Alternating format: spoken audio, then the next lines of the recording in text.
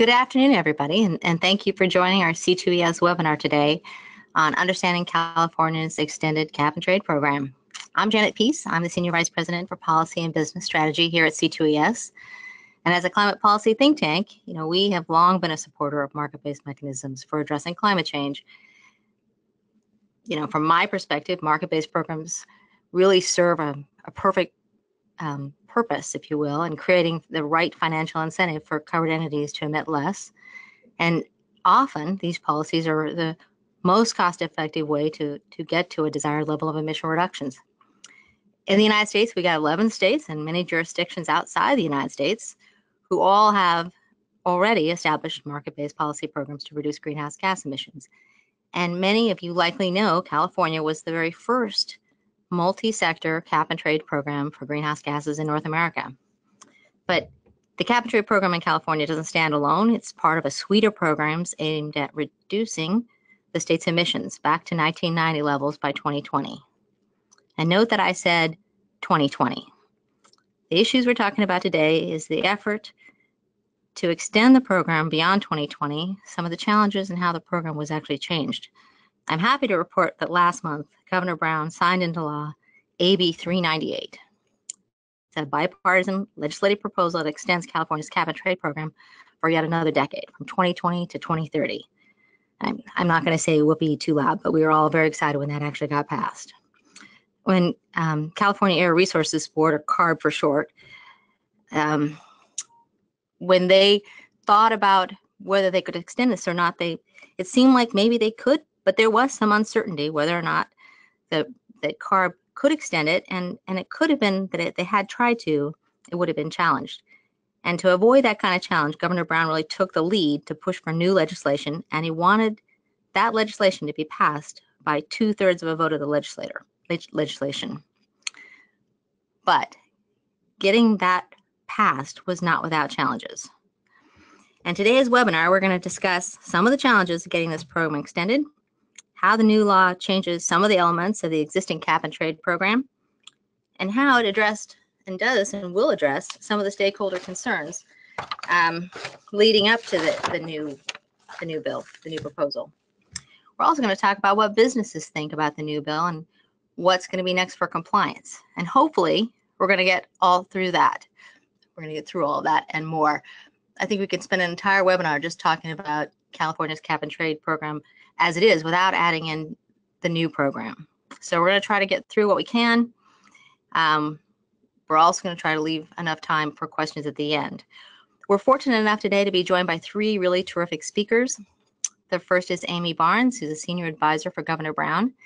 Aimee's worked for more than a decade on climate change and environmental sustainability issues in the public, the private, and even for not-for-profit sectors. We're also joined by Katie Sullivan, who's the managing director at the International Emissions Trading Association, known affectionately as AIDA. AIDA is a global business association that represents the intersection of climate policy and market designs.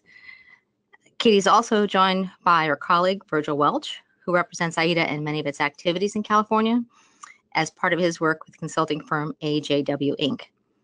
Virgil really brings a wealth of knowledge about California policy from his life now and before his consulting days, when he worked directly for the chairman of California ARB, Mary Nichols. So I just have to say, it's really great to have all of you on this webinar today. Can you hear me okay? I'm assuming you can, because we tested this before we started. I want to, at this point, give our listeners a little overview of the California program. But to start, I'm going to tell you a little about C2ES so you know where my perspective on this issue comes from. And then after that, we're going to hear from Aimee Barnes on the key changes to the program and how the bill addressed some of the challenges. Then we're going to hear from Katie and Virgil on why businesses were supportive of the extension and what the implications are for linking the extended program with other markets. Again, we have a lot of interest in this topic. We have a lot of folks joining us today. Make sure that there's going to be time at the end for questions. If you have any, really pertinent or clarifying questions for each speaker, you have a little chat box there on your screen. And if you want to type those questions in the chat box, we'll try to get them answered, after each speaker. I want to also let you know that we're going to be recording this webinar. So if all goes well, we're going to be making this recording available later on our website. So before we get started, let me give you a quick overview of C2ES. For those of you who are not familiar with us, we're a not-for-profit, nonpartisan think tank that brings together diverse interests to really try to find practical and effective solutions. We believe it's really vital for states and cities and businesses to work together, and now more than ever, to reduce greenhouse gas emissions, deploy clean energy, and really prepare for the impacts of climate change that we can't avoid. Here at C2ES, we do mainly three different things. We spend a lot of time on research, and we look at all things climate and energy related. We have a lot of publications on our website, and we have written extensively on carbon pricing and market-based policy. Next, we also work with the business community. We're lucky we have a group of businesses that we work closely with. We call them our Business Environmental Leadership Council. We try to learn from these companies what types of policies work in their sectors, and we hope they also learn a little bit from us. You can see from this slide that these companies represent a broad swath of our economy. They're very diverse, and we're really happy that that they work with us. It makes us a little smarter, and hope we provide value to them as well. So in California, we were really actively involved when the cap and trade program was being set up. We were on the California Market Advisory Committee, and we even had a person seconded to California ARB for a couple of years as the program was being created. You know, California has been a real strong leader on climate change, and as one of the world's largest economies, I think it's safe to say that their actions really prove that you can both grow the economy and reduce emissions at the same time. Now let's talk quickly about California's current program. Again, multi-sector, covers about 85% of the state's total greenhouse gas emissions. It sets a declining cap from 2013 to 2020, and it requires regulated entities, about 450 of them, to surrender emission allowances for every ton of greenhouse gases that they emit. The program also allows covered entities to use greenhouse gas offsets to make up about 8% of their compliance obligation. For those of you who are not familiar with offsets, and in this topic area, there is a lot of jargon, so let me just quickly tell you what an offset is. It's an offset credit is something that's created from a project not covered by cap and trade, not covered by the cap and trade program, or required by any other program. So the credits themselves have to demonstrate ownership. They have to have verifiable greenhouse gas emission reductions. And last but not least, they have to get approval by California ARB. Once they get approved, once they get registered, then they can be transferred and used by the regulated sources to meet their greenhouse gas obligations. And offsets often, not always, but often provide a lower cost emission reduction opportunity. And really our climate doesn't care where the reductions come from. If we can do it cheaper, we can do it sooner, and that really does benefit all of us. So back to California. Under the current cap and trade program, offset credits can come from projects in the state of California or out of the state of California. And it doesn't really matter. California also auctions a large number of its allowances, and it generates revenues that's put into something they call the Greenhouse Gas Reduction Fund. About 60% of the annual revenues get used for a variety of things: affordable housing, energy efficiency, sustainable communities, even high-speed rail. Latest count, all total, the revenue from all of the auctions since the program started is just right around $5 billion. Pretty significant. The program also has a floor price, which means that in the auction, the allowances can't sell for less than the floor price. It also has a strategic reserve of allowances. So if prices were to hit key thresholds, then more allowances would be sold to increase the supply and dampen down the price. As of this June, the tier prices for that strategic reserve start just at over $50 per ton. I have to say, though, that the strategic reserve, those strategic reserve prices have never been hit. So by many measures, let's just put it that way, I have to say California is a success. And one important measure is whether they're meeting their goal of getting back to 1990 levels by 2020. And on this slide, just a little graph of what emissions look like. And I think you can see that the state is clearly on track to meet its target by 2020. And again, they're doing this even as the state's economy continues to grow. So while the program has been operating, there still have been, I don't know, concerns, if you will, about what's going to happen after 2020. And last September 2016, there was a bill to extend the greenhouse gas target to 40% below 1990 levels by 2030. But even though the target was passed, the bill did not extend the cap and trade program. Why was it so challenging to extend the cap and trade program? There were a lot of reasons. Probably the first one is this uncertainty over whether California ARB had the authority to extend the program without additional legislation. Next, there was also some uncertainty about the legality of even having an allowance auction.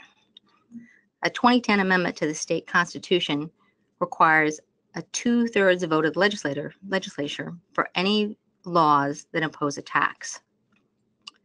So following that, there was a 2014 lawsuit that claimed the allowance auctions amounted to an illegal tax, since the enabling legislation that started California's program didn't pass with a 2/3 supermajority.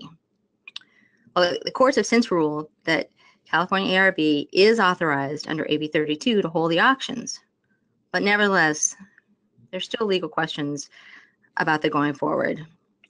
So these factors really created an impetus to enact the legislation with a 2/3 vote. So the governor wanted a 2/3 vote, but there were still other issues that needed to be addressed. For instance, there was concern that the revenue from the auctions haven't met expectations due to lower than expected allowance prices. Lower allowance prices have been the result of a number of factors: declining cost of renewables, increased energy efficiency, implementation of some complementary policies. And I have to say, most recently, there's been significant concern about the future of the carbon regulations. If you're uncertain that the program is going to continue, you don't really stock up and buy a lot of allowances that you could get stuck with. So this slide, I mean, for example, look at the May 2016 bar. So in May 2016, there was definitely something happening that pushed the number of allowances sold, and that could have been when the Clean Power Plan was put on hold, the national program. And then you see in November 2016, there was a large bounce back. That could have been the result of when the new 40% target was passed. And then again, look at the huge drop in February. It's just speculation here, but I think it's probably a huge uncertainty about what the new program is going to look like. And that really kept buyers away from the auction. And then May, it goes back up. And I think by that point, we were pretty clear that there was going to be a cap and trade program of some sort that would get through. This is an indication. This is a market that is constructed to achieve a purpose. And if you have uncertainty in that market, it's going to react to that uncertainty. But it wasn't just concern about the program renewal that was an issue. There was also significant concern about adding additional costs for consumers. Notably, before AB 398 was passed, there was an increase to California's gas tax that was also passed. And so there was concern that getting to the 40% below 1990 target could add additional costs to consumers, and it could impact the competitiveness of the state's industry. On top of those concerns, the environmental justice community also raised a number of issues with cap and trade. They took issue, for example, with the cap and trade not requiring covered facilities to make on-site reductions and get those extra criteria air pollutant benefits. So to be clear, the existing cap and trade program wasn't explicitly designed to reduce criteria air pollutants, and there are a lot of separate regulations on these criteria pollution. But no one wants to live in an area with polluted air, and I can totally understand how getting more pollution reductions as firms reduce their fossil fuel use would be appealing. And secondly, many in the environmental justice community took issue with the use of offsets. That again allowed an entity to pay someone else to make the reductions, so they didn't have to make those reductions on site, which again could help with local air quality concerns. And while these offset reductions might be less costly, if they were done out of state, then the California economy also lost out on some of the economic benefits spurred by these offset projects. You know, local benefits like the extra jobs that might come from doing those offset programs in California. Well, this is just a few of the challenges. I just wanted to highlight those really quickly. It was clearly a huge challenge to get this through. It was a lot of work, especially by the governor's office, and really took some significant support by industry to get it passed. I want to turn it over to Aimee to talk about the new program and especially the changes to the program, and maybe she can talk a little bit about how they were dealt with and some of the challenges I just identified. There's also somebody just put in the chat box, and we'll get back to that after Aimee talks for a few minutes. Okay, Aimee, you're up. Great, thanks, Janet, and thanks for that overview. And thanks to you and to C2EF for the invitation to participate in the webinar today. And of course, everybody who is listening in and has an interest in the topic. So I appreciate the opportunity to share what we can about the cap and trade program and AB 398. I just do want to say at the outset that there are still a lot of questions out there about the interpretation implementation of the new legislation, and some of these are market sensitive, so I will do my best to sort of give as best an overview I can and answer any questions that folks have, but some of them may be difficult for me to answer given those considerations.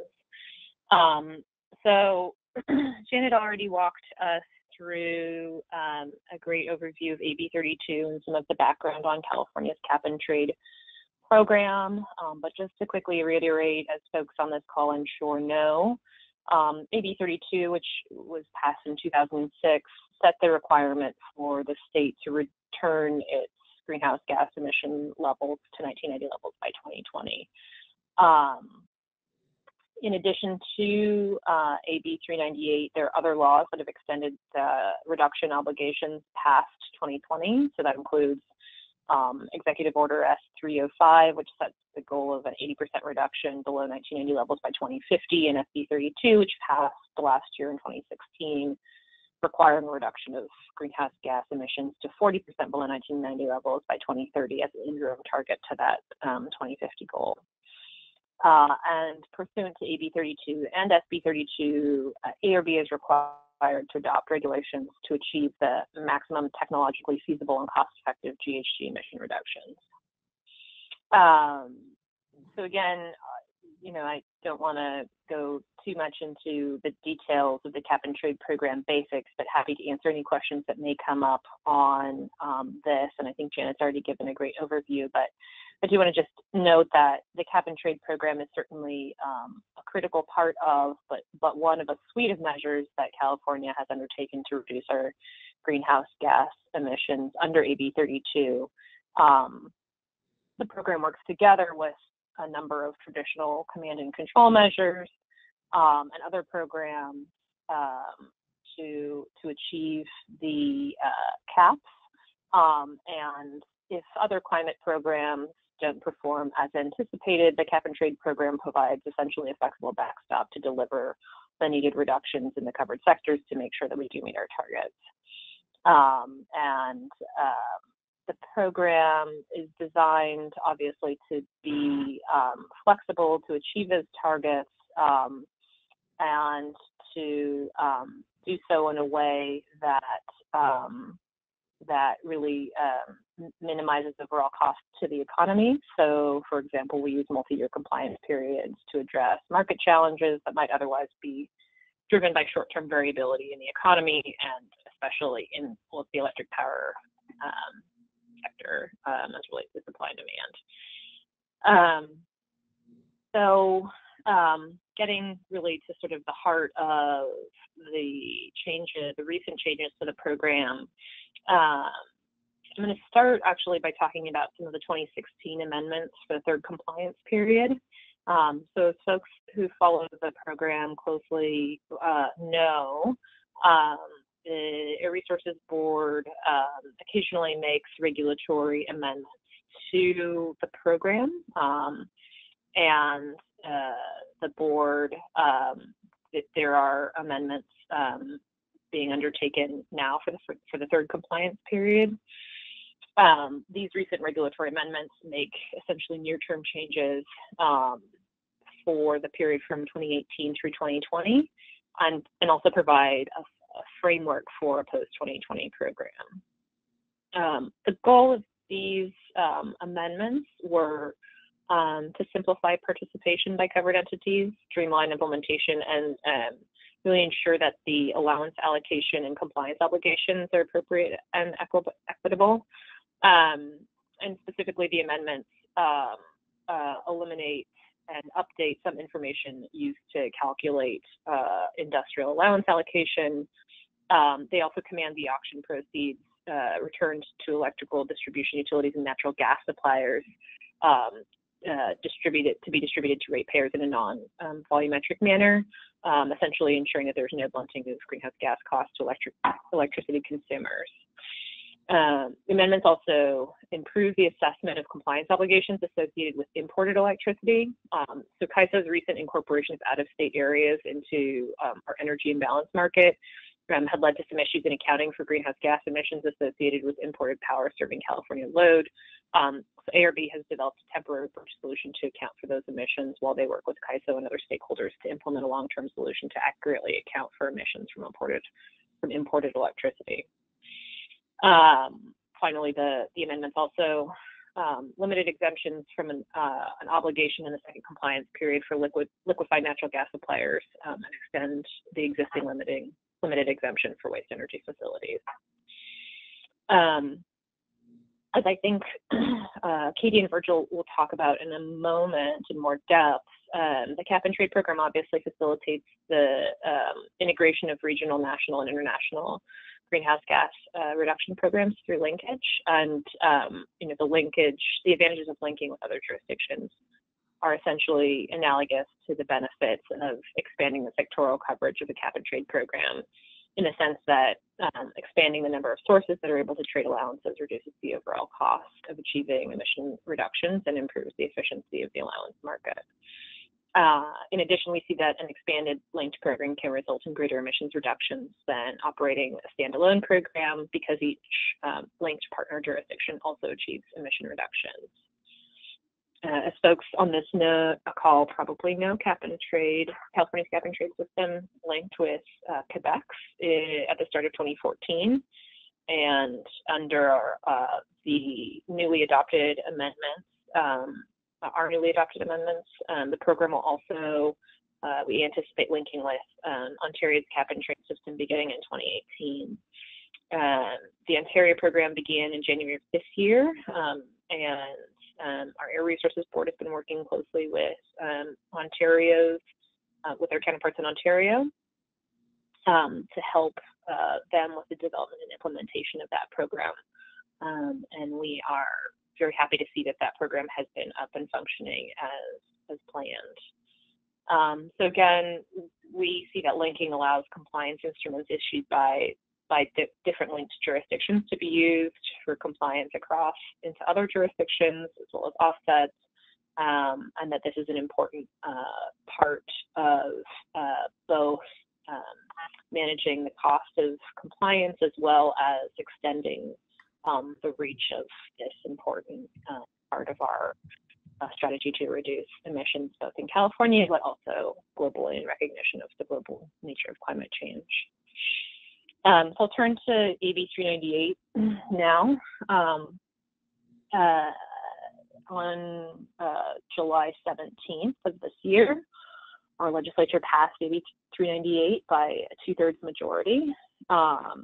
And that bill amends certain provisions of AB 32 effective as of January 1st, 2021. So most importantly, AB 398 provides express support for ARB to continue to use the cap and trade program to achieve our post-2020 emission reduction goals. As Janet had alluded to, the Air Resources Board and the administration asserted that ARB had the authority to continue the program even in the absence of such legislation, but given the significant legal challenges that the program had faced since even before its launch, we felt that to essentially remove any shadow of a doubt that a 2/3 majority vote was critical, and so we were very happy that that was achieved. The amendments in the rulemaking that I mentioned before establish a framework for the post-2020 program and provide some market certainty about the future of the program, and also set the stage for future changes to conform with AB 398, although the process to provide more detail on the implementation there will be part of a process that will be kicked off this fall. AB 398 provides direction to the program on a number of specific areas, including cost containment for auctioned allowances, limited use of offset credits for compliance, so reducing the allowable use of offset credits from its current 8% to a limit of 4% through 2025, with half of those being required to have a direct benefit to California, and then for the final 5 years of for the remainder of the program, increasing that overall limit to 6%, with half of that 6% being required for use in for benefit in state, and the legislation also provides direction on free allowance allocation for industrial covered entities. As I mentioned, ARB will initiate a new rulemaking later this year to implement the requirements in AB 398. And as Janet mentioned, there was a companion bill, or the 2 companion bills actually to AB 398. One of those was AB 617, and it was set up essentially to address the concerns that Janet mentioned about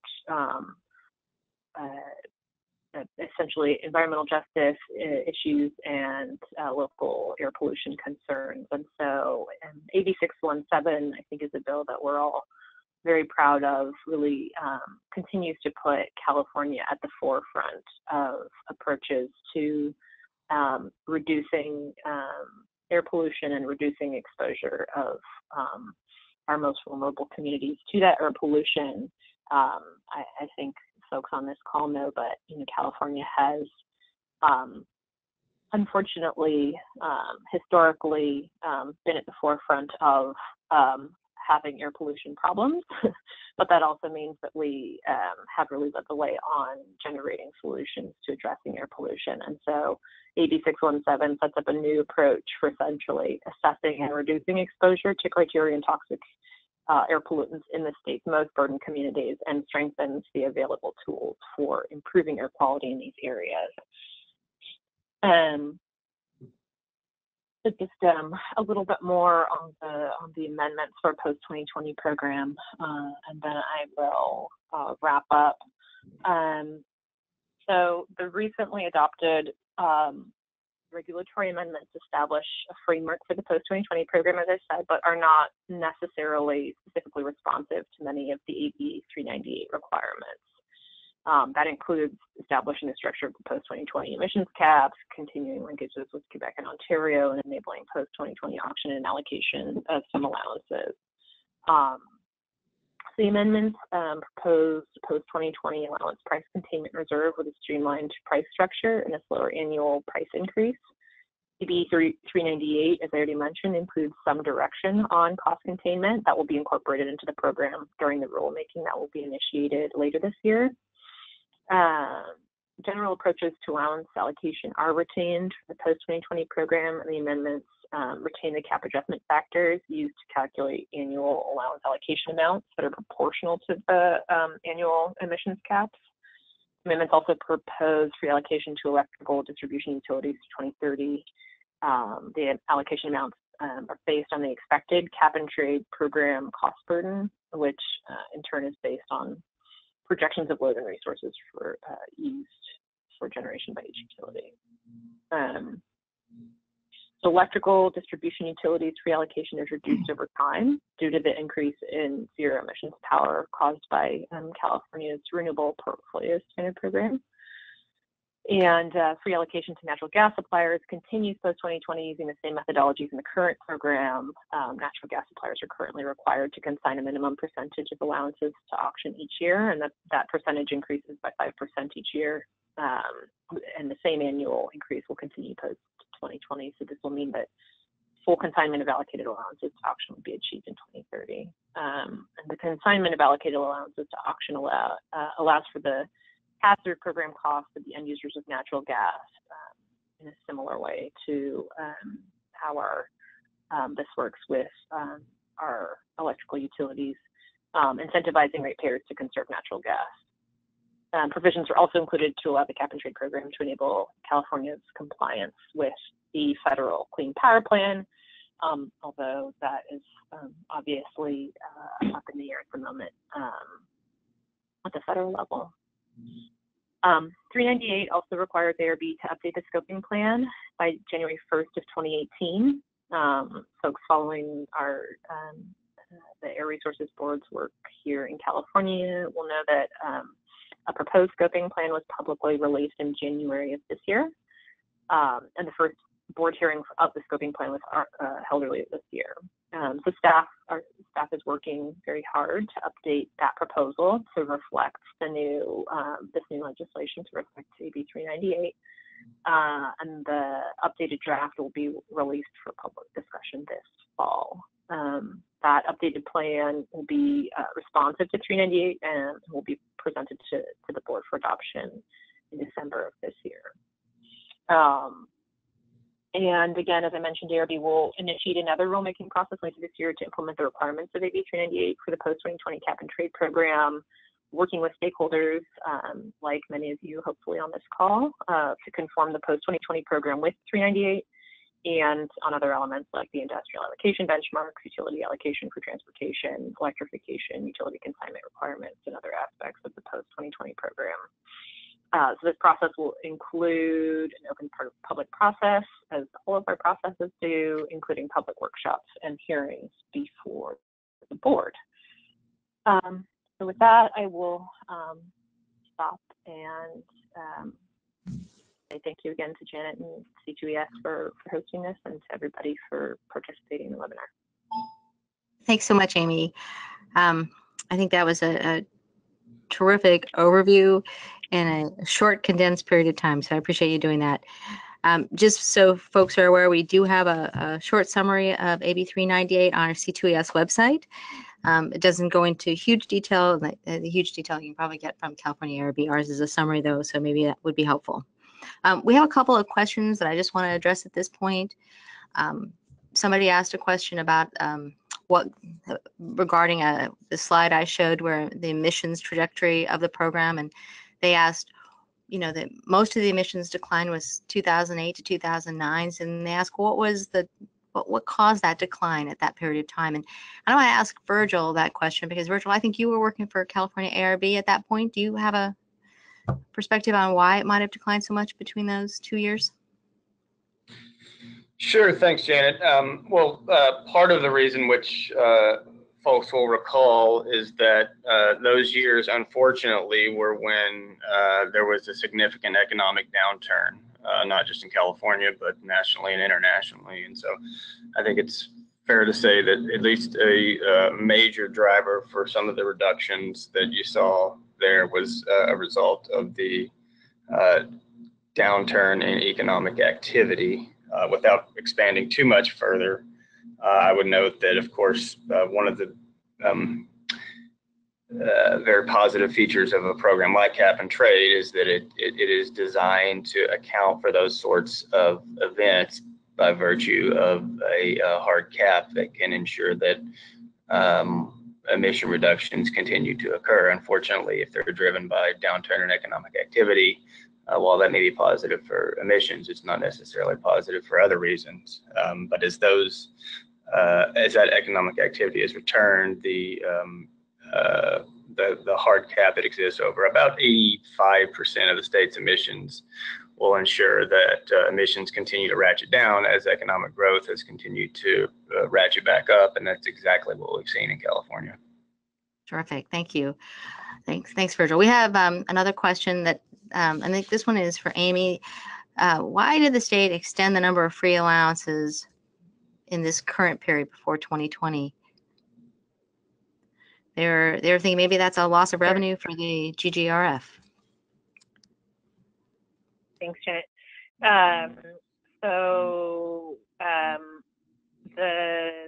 The allocation, the free allowance structure for the remainder of both the second and third compliance periods is consistent with the direction that ARB has set out. So it's not a change in course.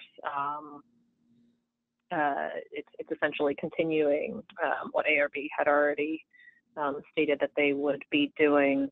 I think the amount of revenue that the state has generated from the auctions to date is over $5 billion in the GGRF. So, as is always the case with a program like this, and I would note that the point of the program is not first and foremost to generate revenue, but rather to drive reduction. But there is always a balance between making sure that that the program is being undertaken in the most cost-effective manner, which is part of the regulatory requirement under both AB 32 and now 398, but also that we are continuing to drive down emissions. And so that's really what we have always sought to balance alongside protecting trade-exposed industry in the state as we think about how we allocate those allowances. Terrific. Thanks so much. One last quick question for you, Aimee, is can you give a little bit more detail or point listeners to more detail about AB 617 and how it might work, how it will work?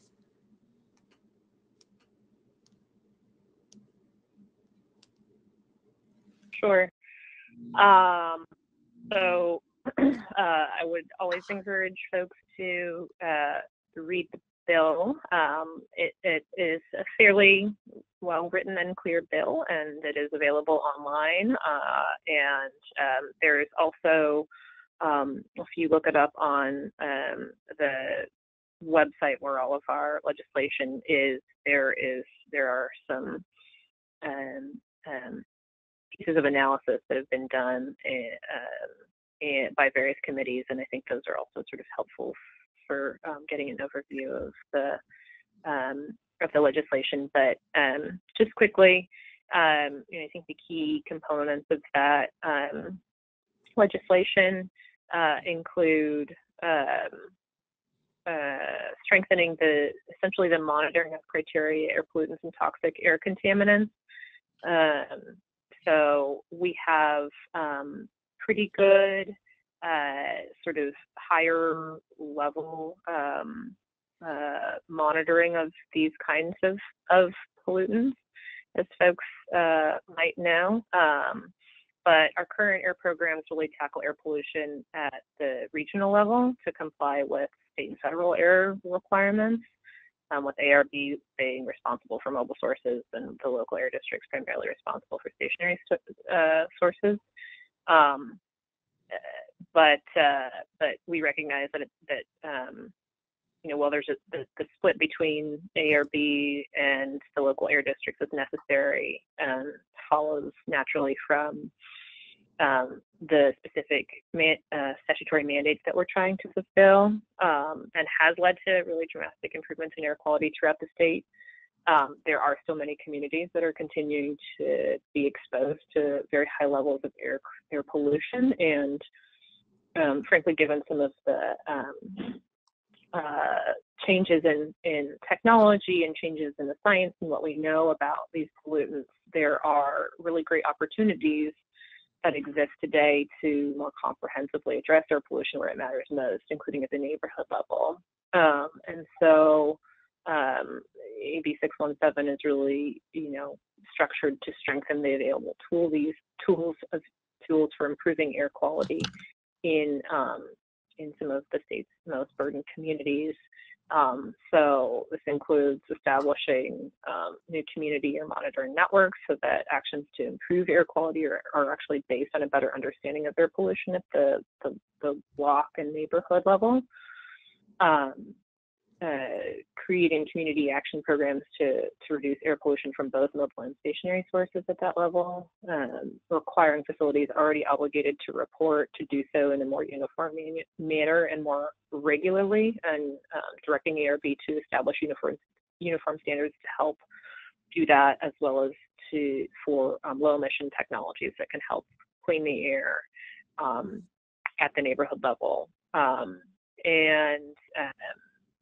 In addition to that, requiring some of our larger facilities to update out-of-date equipment, and by also updating some of the penalty amounts, which had not been updated for some time. So to really give a bit more teeth to some of those amounts to better promote compliance with our air pollution laws. And those are just a couple of the ways that we hope, again, that maybe 617 will set a new gold standard for addressing criteria and toxic air pollutants at the state level. Amy, that's great. It's really terrific to hear how the concerns about local air quality have been, listened to and taken to heart. We're getting more questions, but at this point, I want to turn it over to Katie and Virgil to talk a little bit about business support and how the California market, how these changes to the California program might affect the market, and perhaps linkage with other programs. Katie and Virgil? Great. Thanks very much, Janet. It's Katie here. And thank you very much to C2ES for organizing this timely webinar and this session. It doesn't surprise me that there is a good response and reaction and participation because it's big news. And certainly our community has been watching, worrying, but I think now breathing a big sigh of relief, our community being the global business community. So what we'll do is I'll take the lead in just providing a snapshot on some of AIDA's and businesses' reactions to California and how we've been watching it, but also how the world has been watching it with bated breath, and how really California has taken such a leadership role in cap and trade, and harnessing the power really of markets to meet its climate goal. But also how the linkage piece and cooperation and how these other regions are not just watching, but replicating, what California has been doing. So now this post-2020 certainty, the extension of the cap and trade program has been absolutely critical, I think, for, again, not just business certainty and confidence, but also the certainty and confidence of other regions who are, as I say, not just watching, but replicating the California cap and trade system. So Jason, if you could just flip to the next slide, please. And then, and so just what we'll do, and I have the pleasure of being able to tag team with my colleague Virgil, who is in California and has been in the trenches of all California cap and trade and beyond climate policy rulemaking for years. And we've had the pleasure of having Virgil on board with AIDA lending support on the ground in California for the last several months. So after I go through a few slides and snapshots of messaging and what's happening, including beyond California's borders, I'll pass the torch to Virgil, who can get into some of the meteor responses, the good the bad, the ugly, and the unknowns around 398. So just a quick snapshot of AIDA for those of you who are not familiar with us. So we were established in 1999, so nearly 2 decades, and came out of the UN process, actually, the UNFCCC, the climate change process and negotiations. So we represent the collective voice of businesses, and we're truly multi-sector in nature. So we certainly represent the entities that are regulated or appreciate the inevitability that they'll be regulated by climate change policy, such as power and oil and gas and manufacturing. But we also represent a number of key market participants, the traders, brokers, consultants, advisors, exchanges, also standards and registries, all of those that are involved in the California and WCI program, and the offset project developers and those in that ecosystem. And the global partnerships that really we have been able to thrive and do what we do, despite our very small and mighty staff team. But we work with other organizations globally, the UNFCCC, IEA, OECD, the World Bank, dozens and dozens around the world. Again, in looking at the lessons learned, best practices, and helping to inform the successful design, implementation, and ultimately linking of greenhouse gas markets. And a point on that with respect to California, you look at the universe of these greenhouse gas markets or carbon pricing organizations and fora globally, and time after time, California's experience specifically, but the WCI experience broadly with that cross-border linking and cooperation is always pointed to, and actually increasingly pointed to as a possible model, right, with lessons, deep lessons learned for these other jurisdictions to potentially follow. And that includes the World Bank's Partnership for Market Readiness, the World Bank's Carbon Pricing Leadership Coalition, of which California is a co-chair. It is the MOUs, even looking at the MOUs with Mexico or China on exchanging this information best practice around the cap and trade system. So it's both a blessing and a curse for AIDA to have the broad access, intel, and keeping a very close watch on where all of these global markets are headed. But it cannot be emphasized enough how critical the California experience on cap and trade is to these other regions. And now having that added certainty post 2020, that longer term signal, it's absolutely essential. So our core principles, no brainers. Janet definitely highlighted some of these, but certainly for business, right? Our focus is on the real, the measurable greenhouse gas reduction outcomes. This is what we point to rather than the higher cost per ton, right? The higher the price, the better. We are very focused on the greenhouse gas outcomes. The policy certainty is critical. You know, business, we work in we're about dealing with risks and managing risks. There's a lot of risks that can be managed. But the policy certainty piece and knowing that a program is going to be around and knowing that the units you're holding, whether they're allowances or offsets or other tradable units, actually have compliance or financial value down the line, that policy program certainty is so important. And the stroke of pen risk, we say, is killer. Unfortunately, that's what we had to navigate for a while with California. But clear seas ahead, I guess. And then obviously, as the cost containment piece. So meeting the goals at least costs. This is the offsets, it's linking, it's the banking, it's multi-year compliance periods. So it's about the cost effectiveness. And then the profit incentive. So providing that incentive to cleaner facilities or clean project developers, that they have a revenue stream associated with this is important. So Jason, the next slide, please. And I think this just another snapshot of our key messaging, which I've already mentioned, the markets and the trading piece, but how a lot of these are baked into the existing cap and trade system in California and now the future cap and trade system. So, the cap and environmental certainty, the least cost options, right? The cost containment mechanisms now that will continue, enabling the low carbon transition for business, consumers, ratepayers, industry competitiveness, and addressing the leakage. This is where the allowance allocation, the free allowance allocation component is very important. Allowing the unregulated players like farmers, foresters, offset project developers to be included in the solution, and enabling that cross-border linkage and cooperation, the harmonization, and even if it's not a full linkage with fungibility right at the front end, but having that alignment in MRV, or the monitoring, reporting, and verification, those rules, especially for business and investors that have this exposure or opportunity across different programs, is important. The response to macroeconomic fluctuations, as Virgil pointed out earlier, around that 2008-9 kind of blip, that the market can respond to those in a way that doesn't cause harm to the economy.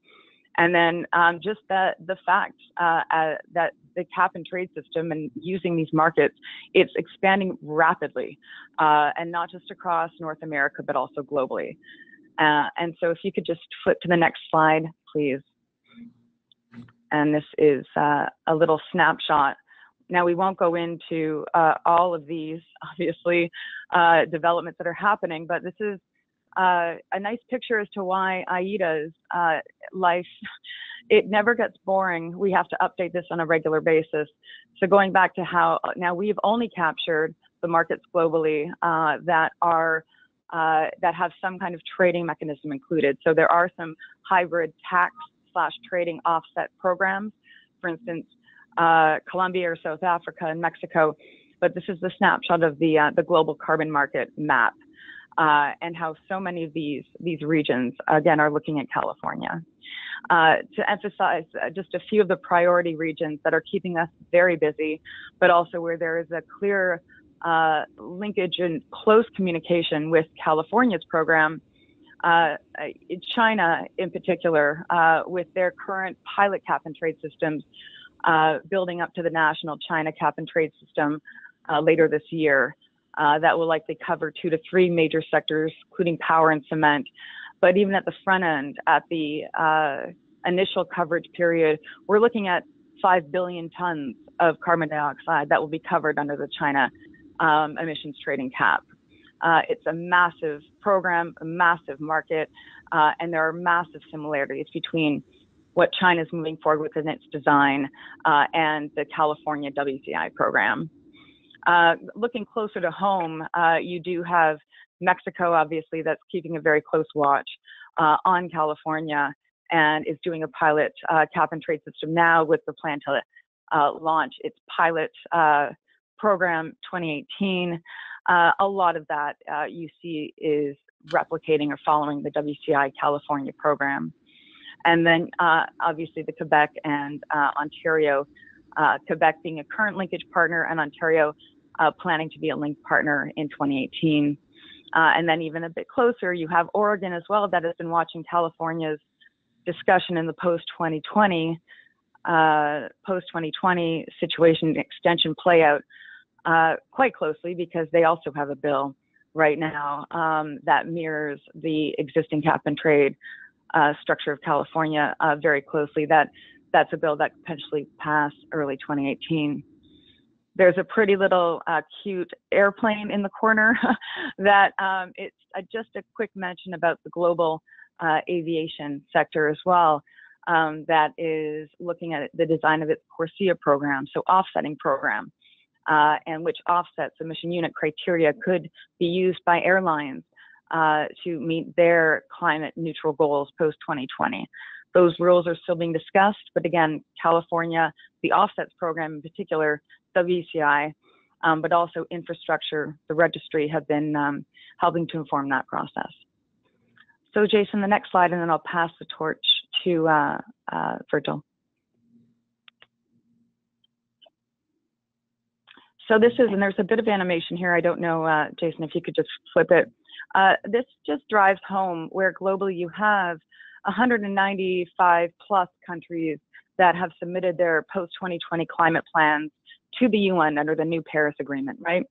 Now, over 100 of those have explicitly mentioned that they plan to use markets, meaning they plan to use trading and offsets and what they say really cooperative approaches with other parties, other countries to help reach their climate goals or ratchet up their level of ambition.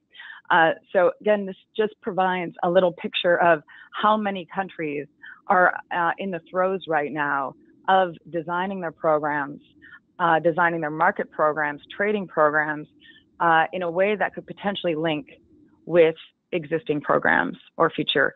And again, all eyes are on California's program. So next slide, please. I lied. I've one more slide, and then I'll pass it to Virgil. So really, the key takeaways here around, the global landscape of carbon and the importance of California. We've crossed the Rubicon on this. The action is happening. They're moving forward. All players, despite what's happened, U.S. federally and Paris, and really the new U.S. administration under President Trump, pulling out or threatening to pull out of Paris or renegotiating, it has just galvanized these other countries, states, provinces, cities, and even businesses to double down and recommit. The future of carbon markets, in particular cap and trade, is very, very bright.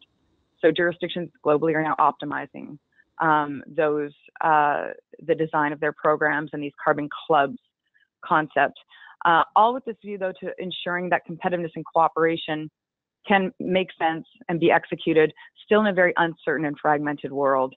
And then last but not least, to just say it again, the California cap and trade leadership, and now this additional confidence and security that the cap and trade system is going to be around for the longer term sends this absolutely critical signal, not just to other governments, but also to business and investors globally. So I'll pass it to Virgil to go through the good, bad, ugly, and unknowns for 398. Virgil?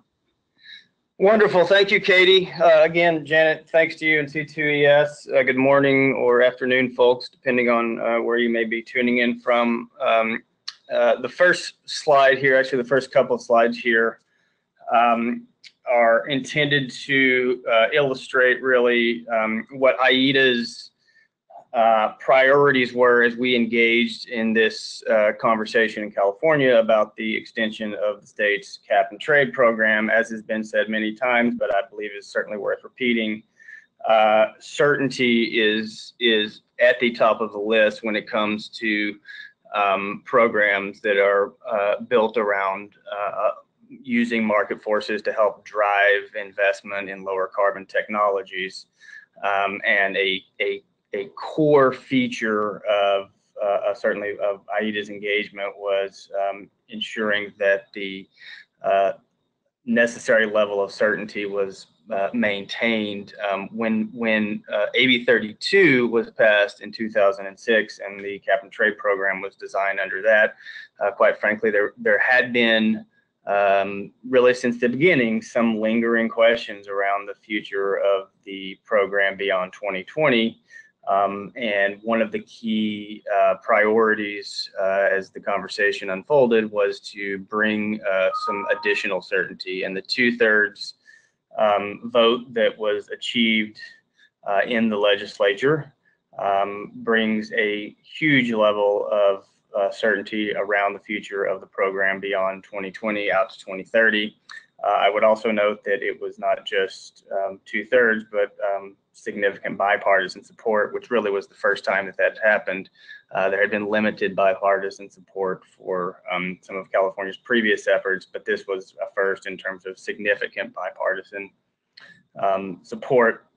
Moving down the list, as has also been discussed, one of the key features is to maintain the programmatic architecture going forward. This is, of course, important because of the fact that companies who are participants and compliance entities under the program are making investments and ensuring that the investments that are made now will be able to be paid off into the future. It's critical. That's obviously something that we were very concerned about in terms of the design features and the continuity between the existing program and the extension of it. Katie and others have mentioned the role of California climate leadership. And so again, that's a California has certainly the most robust suite of climate policies in the country, if not the world. The cap and trade program, to a large extent, is the most visible, certainly in many other jurisdictions. Eyes were on California nationally and internationally, and bringing some additional certainty to the state's program, to the state's cap and trade program going forward, was a key priority for AIDA. And again, as has also been discussed, the ability to maintain existing and facilitate new linkages, collaboration, and engagement with other jurisdictions has been something that we've long been advocating for, and it's certainly a consideration that, going back to the early days of California's cap and trade program, it was designed with that very notion in mind, that it would not merely be a program that would help achieve cost-effective reductions in California, but also for the opportunity to collaborate and link with other jurisdictions, as well as inspire and serve as a model. So Jason, if you'll go to the next slide, you'll see a couple of additional key priorities there, including the ability to achieve compliance flexibility through a number of features that Katie and Aimee had previously mentioned, as well as ensuring environmental integrity, which obviously is critical for programs of this nature to work, actually to ensure that real greenhouse gas reductions are occurring. And finally, offsets have been a key element of AIDA's interest for a long time. These are both important from a cost containment standpoint, from a compliance flexibility standpoint, and from a standpoint of demonstrating new and innovative ways to reduce emissions in sectors that may otherwise be challenging to get at, and to find ways that those sectors can actually contribute to the effort to reduce emissions across the economy. So if you'll flip over the next slide, this slide is really intended to just provide folks with a sense of what some of the proposals were going several months back, as the conversation around extension of the program was really getting underway. And there were a number of proposals, that some of which found their way into legislation, others which were certainly discussed widely and intensely here in Sacramento.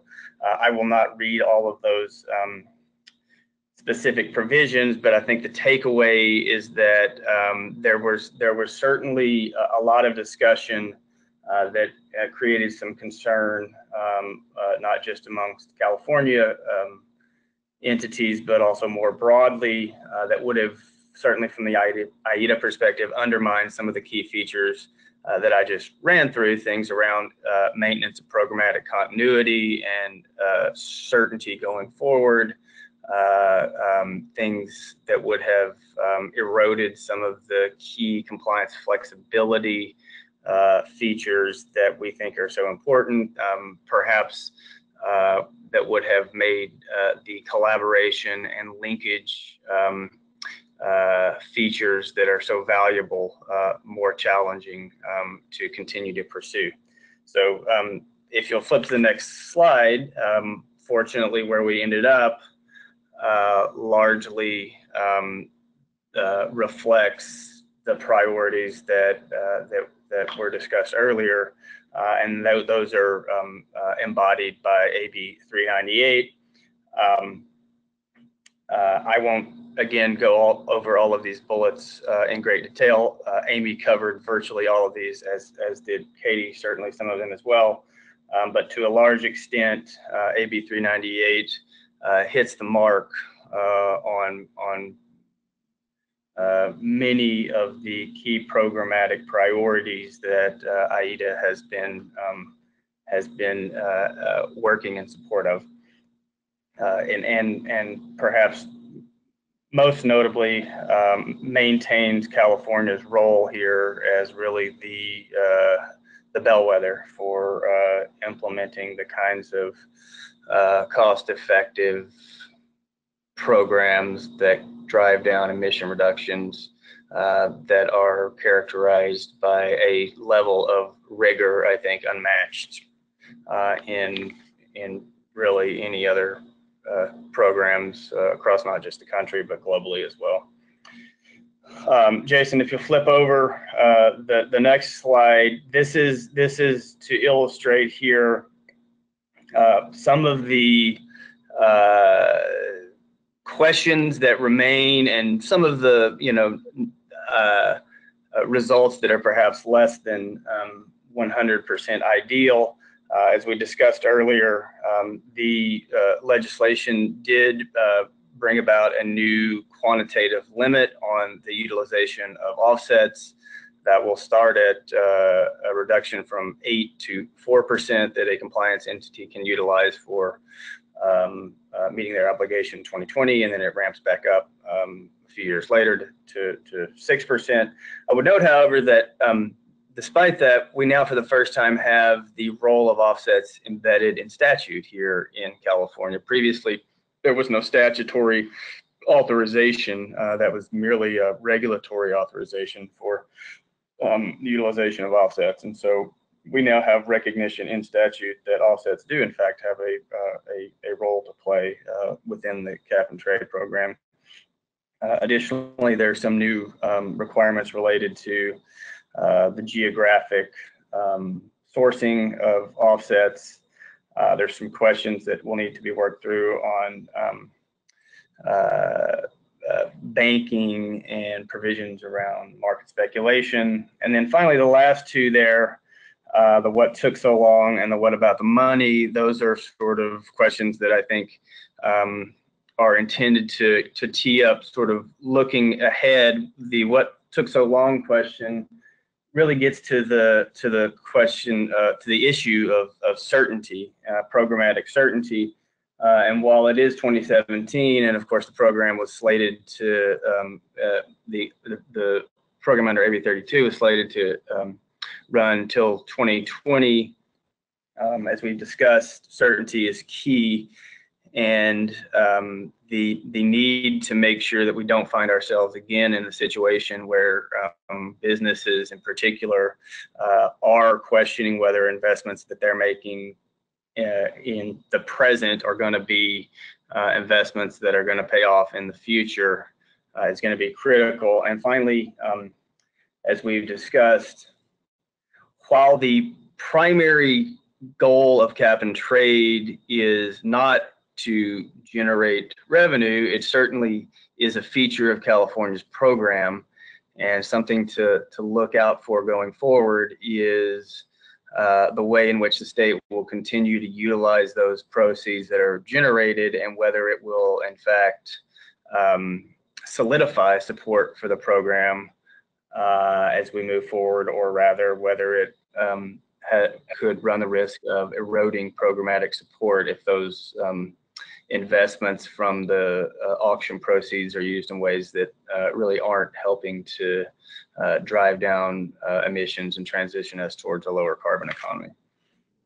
So flipping over to the next slide, these first set of bullets, at least, are issues that are largely going to be grappled with in the regulatory context. As was mentioned previously, the Air Resources Board is going to be undertaking a regulatory proceeding as directed by AB 398, and they will be grappling with some of the new directives, which include the establishment of a price ceiling, as well as some additional price containment points between the floor and the ceiling. Some folks have referred to those as speed bumps.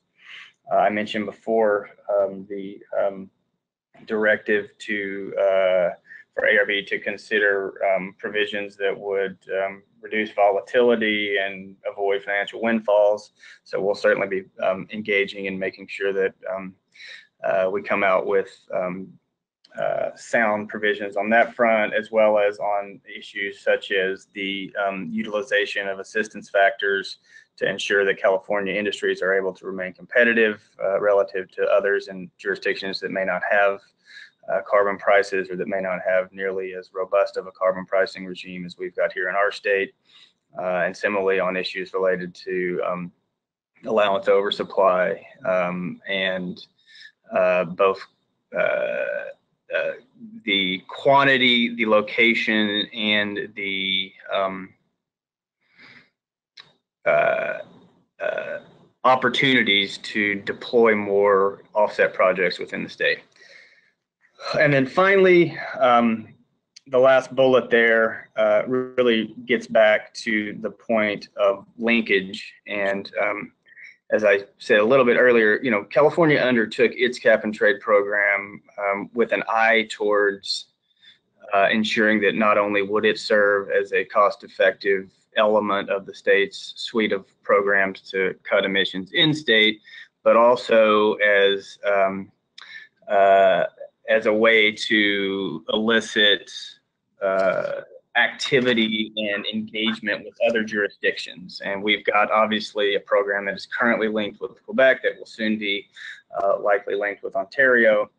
But I think this is really something to keep an eye on. And it's a question not just for California, but also for other jurisdictions. And that is, will California policymakers and will policymakers from other jurisdictions really continue to work together to find ways to link up programs? Obviously, the creation of a broad and deep carbon market is something that has a multitude of benefits. And there are many jurisdictions that are moving in the direction of carbon pricing and cap and trade in particular.